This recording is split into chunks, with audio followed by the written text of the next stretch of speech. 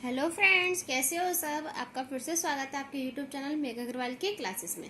चलो हम कर रहे हैं हिंदी ग्रामर। ठीक है, मैंने आपको क्या क्या करा चुकी हूँ, वर्णमाला करा चुकी हूँ, रामचिन्ह करा चुकी हूँ, शब्द रचना करा चुकी हूँ। ठीक है ना।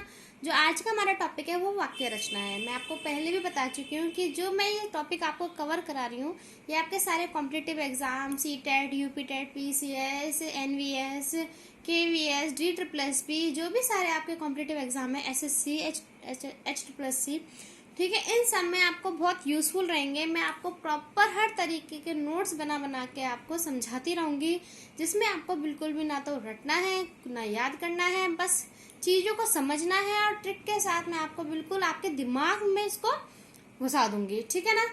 तो हमारा स्टार्ट करते हैं वाक्य रचना। स्टार्ट करने से पहले प्लीज़ ज़रूर लाइक शेयर सब्सक्राइब करें। ठीक है, आगे आप शेयर करोगे इसको तो औरों को भी मौका मिलेगा पढ़ने को, अच्छी सी चीज़ों को समझने का मौका मिलेगा। ठीक है, चलो हम स्टार्ट करते हैं वाक्य रचना। अब वाक्य रचना होता क्या है। वाक्य से पहले हमने क्या पढ़ा था, शब्द। शब्द क्या होता है, वर्णों का सार्थक संघात को हम शब्द कहते हैं। हमने शब्द रचना पढ़ा था। अब वाक्य रचना में शब्दों के सार्थक संघात को हम क्या कहेंगे, वाक्य कहते हैं। ठीक है, बच्चे से बच्चे पढ़ रहे हैं। अब जो शब्द हैं ये सारे एक क्रम के साथ हैं, एक प्रॉपर अरेंजमेंट के साथ हैं। ठीक है, तो इस पूरे को क्या बोल देंगे हम, वाक्य। तो बच्चे पढ़ रहे हैं, ये क्या हो गया हमारा वाक्य। अब हम इसमें सब सारे वाक्य के भेद करेंगे अच्छे से। एक एक चीज आपको क्लियर होती जाएगी कि क्या चीज क्या होती है, कि आपको वाक्य खुद आप पहचानने लग जाओगे कि हाँ ये वाला वाक्य ऐसे होता है। ठीक है, अब हिंदी के संपूर्ण वाक्यों को 3 वर्गों में बांटा गया है। पहला है अर्थ के अनुसार, दूसरा रचना के अनुसार, थर्ड है प्रयोग के अनुसार। सबसे पहले हम करते हैं अर्थ के अनुसार। हमारे पास कितने भेद हैं, 8 भेद हैं। विधिवाचक, निषेधनात्मक, प्रश्नवाचक, विस्मयादिबोधक, संभयवाचक, आज्ञा सूचक, इच्छा सूचक, संकेतवाची। ये आपको नाम है, इनके डिटेल के मैं आपको बिल्कुल कराती हूँ, जो आपको एक ही बार में बिल्कुल क्लियर हो जाएगा कि ये क्या क्या होते हैं। सबसे पहले हम स्टार्ट करते हैं अपना विधिवाचक सूचक। विधिवाचक वाक्य क्या होता है कि जिस कथन में स्वीकारात्मक हो, मतलब एक्सेप्टेंस हो, मतलब नॉर्मल वाक्य हो। ठीक है, उसे हम क्या बोलेंगे, विधिवाचक। ठीक है, जैसे बच्चे शोरगुल मचा रहे हैं, छात्र परीक्षा की तैयारी कर रहे हैं, जो सिंपल सेंटेंस हो, बोलो जो सिंपल सेंटेंस हो उसे हम बोलते हैं विधिवाचक वाक्य। ठीक है, जैसे यदि आप मुझे बुलाते हो तो मैं अवश्य आ जाता, ये हमारा विधिवाचक नहीं है, क्योंकि ये संकेतवाचक, मतलब संकेत दे रहा है कि यदि आप मुझे बुलाते, वो कह रहा है ना अगर आप मुझे बुलाते तो मैं आ जाता, तो संकेत दे रहा है, तो ये हमारा विधिवाचक वाक्य नहीं है। क्लियर है। नेक्स्ट देखते हैं निषेधात्मक वाक्य क्या होता है, जहां किसी कथन में नकारात्मक हो, नकारात्मक मतलब नेगेटिविटी हो, मना हो किसी चीज की, नहीं हो, उसे हम बोलते हैं निषेधात्मक।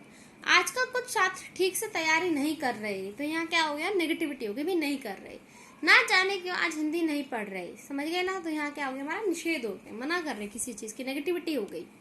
प्रश्नवाचक, जहाँ किसी चीज का क्वेश्चन पूछा जाए, शब्द प्रश्न करा जाए। ठीक है, जैसे आप क्या कर रहे हैं, तो उसको बदले में उसका आंसर देना पड़ेगा कि आप क्या कर रहे हो। ठीक है, जहाँ प्रश्न की भावना हो। खाना खाए हो, ये चीज जहाँ भी लगाते, खाए हो क्या नहीं है इसमें, पर हमें क्या आपने खाना खाए हो, तो उसको जवाब देना पड़ेगा। हमें यहाँ भाव देखना पड़ता है। हिंदी जो चलती है वो पूरी भाव के ऊपर चलती है, कि वो उसका भाव क्या है, प्रश्न पूछने का भाव है या ऑर्डर देने का भाव है, क्या कहना चाह रहा है। तो खाना खाए हो, तो हमारा ऑटोमेटिक क्वेश्चन मार्क लग गया कि हम पूछ रहे हैं उससे। ठीक है, यदि किसी वाक्य में प्रश्नवाचक शब्द दिया हो परंतु उसमें प्रश्नवाचक का भाव ना हो, तो वह वाक्य प्रश्नवाचक नहीं होगा। मतलब अगर किसी में क्या क्यों दिया हो पर उसमें भाव नहीं लग रहा, कि भाई प्रश्नवाचक का भाव नहीं है हमारे पास, तो वो प्रश्नवाचक वाक्य नहीं होगा। जैसे यदि आप लोग मेरी बात मानोगे तो ना जाने क्या बन जाओगे, तो बोल रहा है, अपनी बात कह रहा है कि यदि आप मेरी बात मानोगे तो ना जाने क्या बन जाओगे। वो कुछ पूछ नहीं रहा ना, इसमें पूछने का कोई भी कंसेप्ट नहीं आ रहा कि हमें मुझे कुछ पूछना है, तो इसका मतलब भी क्या हो गया, मेरे पास प्रश्नवाचक वाक्य नहीं है, भाव नहीं है यहाँ पूछने का, बस वो बोल रहा है, अपनी बात बता रहा है। क्लियर है। नेक्स्ट आता है विस्मयादिबोधक। विस्मयादिबोधक वाक्य क्या होता है, जिस किसी कथन में विस्मयादिबोधक शब्द दिया हो अथवा विस्मयादिबोधक का भाव हो। जैसे हम किसी हर्ष, उल्लास, खुश होते हैं, निराश होते हैं, अरे गजब हो गया, वाह कितनी सुंदर है, ओहो कितना सुंदर मौसम है, ऐसे है ना जिसमें विस्मयादिबोधक हो, खुश हो, उल्लास हो, हर्ष हो, शिट, ऐसे शिट ये क्या हो गया, ठीक है ना, क्लियर।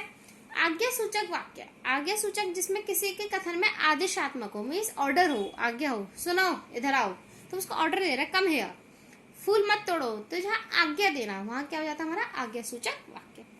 नेक्स्ट है इच्छा सूचक वाक्य, जहाँ अपनी इच्छा प्रकट करी जाए, अच्छा बताई जाए, भगवान करे आप सब दरोगा बन जाए, हे भगवान मुझे टीचर बना दो, तो क्या हम अपनी इच्छा प्रकट कर रहे हैं, भाई हमें यह चाहिए, हे भगवान ये पेंसिल मेरे पास हो, ठीक है, काश ये पेंसिल मेरे पास होती, तो ये हम अपनी इच्छा प्रकट कर रहे हैं, तो वो इच्छा सूचक वाक्य होता है।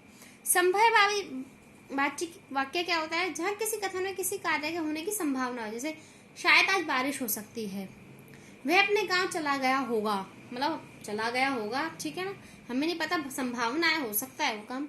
राधा बगीचे में आई होगी, होगी या हमें नहीं पता ना, संभावना हो किसी चीज की, शायद आज बारिश होगी, ठीक है। संकेतवाची वाक्य क्या होता है, जहाँ एक कथन पर दूसरा कथन निर्भर हो, मीन्स वो संकेत दे रहा हो, जैसे अभी मैंने आपको पहले बताया था, यदि आप मुझे बुलाए होते तो मैं अवश्य आता, तो ये कथन जो है इस पर निर्भर है कि यदि वो मुझे बुलाया होता तो मैं अवश्य आ जाता। पिताजी के घर पहुंचते ही मैं खेलने जाऊंगा, अब पिताजी घर पहुंचेंगे तभी तो वो खेलने जाएगा, तो ये वाक्य किस पे डिपेंड है, पिताजी के घर पहुंचने पर, है ना, तो इसका मतलब ये क्या हो गया, हमारा संकेत कर रहा है उस चीज को, ठीक है। तो ये हमने क्या पढ़े, 8 हमने क्या पढ़ लिए, अर्थ के अनुसार हमने वाक्य को पढ़ लिए कि कैसे कैसे हमारे पास वाक्य होते हैं। अब इसमें कुछ भी रटने का नहीं है हमारे पास, है ना, बिल्कुल सिंपल इजी। चलो अब करते हैं नेक्स्ट रचना के अनुसार वाक्य। रचना के अनुसार हमारे पास 3 तरह के वाक्य होते हैं, सरल, संयुक्त और मिश्रित वाक्य, ठीक है। अब सरल वाक्य क्या होता है, जिस वाक्य में एक उद्देश्य हो, ये बिल्कुल तीनों वाक्य आपको रटने की जरूरत नहीं है, एक बार में ही याद हो जाएगा कि क्या चीज कैसे होता है, और बहुत इजी है। लोग बच्चे कहते हैं कि हम बहुत कंफ्यूज होते हैं संयुक्त में, मिश्रित में ज्यादातर कंफ्यूज होते हैं, तो इसमें कोई भी कंफ्यूजन का कंसेप्ट नहीं है, ठीक है, आपको बिल्कुल क्लियर हो जाएगा, आगे से आपको कभी भूलने की जरूरत इसको नहीं पड़ेगी। जिस वाक्य में एक उद्देश्य और एक विधेय, उद्देश्य का मतलब सब्जेक्ट, विधेय का मतलब प्रेडिकेट, ठीक है, एक ही उद्देश्य हो और एक विधेय हो, अथवा या फिर एक से अधिक उद्देश्य हो और एक विधेय हो, मतलब कंपलसरी क्या है कि विधेय तो एक ही होना चाहिए पर उद्देश्य एक से ज्यादा हो सकते हैं सरल वाक्य में। अब जैसे देखो, मैं स्कूल जा रहा था, मतलब सब्जेक्ट जो यहाँ पर मैं एक ही है, स्कूल जा रहा था तो एक ही विधेय, प्रेडिकेट भी एक ही है। यहाँ देखो, मैं अपने मित्रों के साथ स्कूल जा रहा था, अब यहाँ उद्देश्य कितने हो गए, सब्जेक्ट कितने हो गए, 2, मैं और अपने मित्र, तो यहाँ उद्देश्य क्या होगा, एक से ज्यादा हो सकते हैं, पर जो प्रेडिकेट है वो एक ही है ना, स्कूल जा रहा था। तो बस सरल वाक्य में क्या होता है, हमेशा विधेय एक ही होता है और जो उद्देश्य जो होता है वो एक से ज्यादा हो सकता है। चलो देखते हैं नेक्स्ट संयुक्त वाक्य। नेक्स्ट हमारे पास संयुक्त वाक्य है। अब संयुक्त वाक्य क्या है, जिस कथन में एक से अधिक तथा एक से अधिक विधेय हो, संयुक्त मीन्स मिला हुआ, ठीक है, जिसमें जो सब्जेक्ट है वो भी एक से ज्यादा हो सकते हैं और जो प्रेडिकेट है वो भी एक से ज्यादा हो सकते हैं, तो वो हमारे क्या होते हैं, संयुक्त वाक्य। जैसे आप देखो, पहले एग्जांपल देखते हैं, मैं स्कूल जा रहा था और मेरा छोटा भाई खेल रहा था, तो यहाँ क्या है, सब्जेक्ट भी कितने हो गए, 2, मैं और मेरा छोटा भाई, ठीक है, और प्रेडिकेट भी कितने हो गए, 2, स्कूल जा रहा था और खेल रहा था, तो हमारे पास एक से ज्यादा उद्देश्य भी हो गए, एक से ज्यादा प्रेडिकेट भी हो गए। जैसे उसके पिता ने मुझे बहुत रोका, या किंतु वह राधा से, फिर भी वह किंतु राधा से मिलने चला ही गया, तो उसके पिता और राधा, ठीक है, तो मिलने चला ही गया, तो 2 हो गए ना, तो हमारे पास प्रेडिकेट क्या हो गए, बहुत रोका और मिलने चला ही गया। तो बस संयुक्त वाक्य वो होता है जहाँ पे एक से ज्यादा उद्देश्य और एक से ज्यादा विधेय होते हैं। अब है ना, कुछ भी इसे याद करने का नहीं है, हमने पहले जो पढ़ा सरल वाक्य, सरल वाक्य में सिंपल एक से ज्यादा उद्देश्य पर विधेय एक ही होता है। संयुक्त वाक्य में एक से ज्यादा उद्देश्य भी हो सकते हैं और एक से ज्यादा विधेय भी हो सकते हैं। तो संयुक्त वाक्य प्राय ज्यादातर क्या क्या होता है, उसमें किंतु प्राय और किंतु, परंतु, लेकिन, फिर भी, इसलिए आदि संयोजक शब्दों से जुड़ा होता है, ठीक है, इन शब्दों से क्या होता है, वो जुड़ा हुआ होता है। अब आता है मिश्रित वाक्य। मिश्रित वाक्य क्या होता है, जहाँ कथन में एक उद्देश्य हो, संबंधित कई विधेय हो। अभी तक तो हम कई उद्देश्य पढ़ रहे थे, पर यहाँ मिश्रित में सिर्फ उद्देश्य जो सब्जेक्ट होगा वो एक ही होगा, प्रेडिकेट हमारे अलग अलग हो सकते हैं। जैसे जैसे ही बरसात हुई मेढक बोलने लगे या टर्राने लगे। मेढक टर्राते हैं ना, ठीक है। अब जैसे ही बरसात हुई, अब बरसात भी हुई, ठीक है, और मेढक बोलने भी लग गए। तो यहाँ क्या हो गया, प्रेडिकेट क्या हो गया हमारे पास, 2 हो गए। जैसे मिश्रित वाक्य में ज्यादातर कैसे कैसे वर्ड आते हैं, ऐसे वैसे जैसे शब्द आदि प्रयोग होता है। क्लियर है। तो हम कर चुके हैं, हम अपना अर्थ के अनुसार और रचना के अनुसार हमने अपने वाक्य कर लिए ना, ठीक है। हमने अर्थ के अनुसार 8 वाक्य करे, रचना के अनुसार 3, जिसमें आपको बिल्कुल क्लियर हो गया हमारे पास सरल वाक्य, संयुक्त वाक्य, मिश्रित वाक्य। सरल वाक्य जिसमें हमारे पास उद्देश्य एक से ज्यादा हो सकते हैं पर विधेय एक ही होता है। संयुक्त वाक्य में उद्देश्य और विधेय दोनों एक से ज्यादा हो सकते हैं। मिश्रित वाक्य में हमारे पास उद्देश्य तो एक ही होगा पर विधेय एक से ज्यादा हो सकते हैं। अब नेक्स्ट आता है प्रयोग के अनुसार। प्रयोग के अनुसार हमारे पास 3 होते हैं, कर्तृवाच्य, कर्मवाच्य, भाववाच्य। तो हिंदी ना बिल्कुल इसके वर्ड से पता चलता है। कर्तृ मतलब कर्ता, यहाँ जो मुखिया होता है, मतलब जो बात डिपेंड करता है, सबसे ज्यादा जोर जो दिया जाता है वो किस पे दिया जाता है, कर्ता पे दिया जाता है। कर्म मतलब यहाँ कर्म पे जोर दिया जाएगा, जो काम हो रहा है। भाववाच्य मतलब भाव। अब कईयों को कंफ्यूजन होती है कर्ता क्रिया कर्म में क्या बहुत होती है, क्या अंतर है। कर्ता मतलब जो काम को कर रहा है, कर्म जो कर्ता के द्वारा काम किया जा रहा है ना। इजी, कुछ भी नहीं है। जैसे कर्तृवाच्य में देखो, जहाँ कथन में कर्ता प्रधान होता है, जो करने वाला है उस पर बहुत ज्यादा भार दिया जाए कर्ता पर। जैसे अध्यापक हिंदी पढ़ा रहा है तो भार किस पे है, पढ़ा कौन रहा है भाई, अध्यापक पढ़ा रहा है ना। तो जो कर्ता पर, सब्जेक्ट पर हमारे पास क्या हो गया, बहुत ज्यादा भार हो गया, मतलब इस पे डिपेंड हो गई हर चीज। कौन पढ़ा रहा है, हिंदी, अध्यापक। छात्र हिंदी पढ़ रहे हैं, छात्र हिंदी पढ़ रहे हैं, तो भार हमारा जो हो गया वो किस पे हो गया, छात्र। भाई हिंदी कौन पढ़ रहा है, छात्र पढ़ रहे हैं। क्लियर है। आगे देखते हैं दोनों कर्मवाच्य भाववाच्य, बिल्कुल क्लियर हो जाएगा आपको। चलो देखते हैं कर्मवाच्य। कर्मवाच्य जहाँ कथन का भार कर्म पर पड़ता हो, मैंने बताया जैसे अध्यापक द्वारा हिंदी पढ़ाई जा रही है। अब भाई अध्यापक द्वारा कर्म का काम क्या कर रहा है, वो हिंदी पढ़ा रहा है ना, तो हिंदी पर जोर दिया जा रहा है, भाई कर्म पर जोर दिया जा रहा है, हमारे पास दिया जा रहा है ना।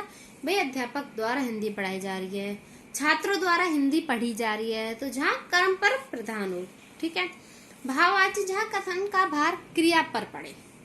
क्लियर है। अब कर्ता कर्म क्रिया पर पड़े और क्रिया ही कथन में मुख्य भूमिका निभाए। जैसे मेरे पिताजी से नहीं दौड़ा जाता, मतलब यहाँ जो भाववाच्य है वो ज्यादातर क्या होता है, नकारात्मक होता है, नेगेटिविटी होती है इसमें ज्यादातर। हमारे पास क्या होती है, नेगेटिविटी होती है। जैसे जहाँ कथन पर भार क्रिया पर पड़े, मेरे पिताजी से नहीं दौड़ा जाता, माताजी से नहीं देखा जाता, तो भाववाच्य प्राय ज्यादातर कैसे होते हैं, नकारात्मक को होते हैं।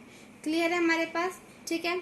तो अब ये आपका जो क्लियर है वाक्य वाच्य क्लियर हो गया पूरा। अब आपको मैं नेक्स्ट वीडियो में प्रैक्टिस सेट भी कराऊंगी। पहले मैं आपको उपसर्ग प्रत्यय बिल्कुल इसी तरीके से एक ही वीडियो में उपसर्ग कराऊंगी, जो कोई भी कंफ्यूजन नहीं होगी, ठीक है। आप इसको देखो, समझो, और इसमें कुछ भी रटने का नहीं है। देखो कितनी इजी तरीके से मैंने आपको समझा दिया ना, ये बिल्कुल ठीक है। चलो, और प्लीज इसको लाइक शेयर सब्सक्राइब करना मत भूलना। Thank you.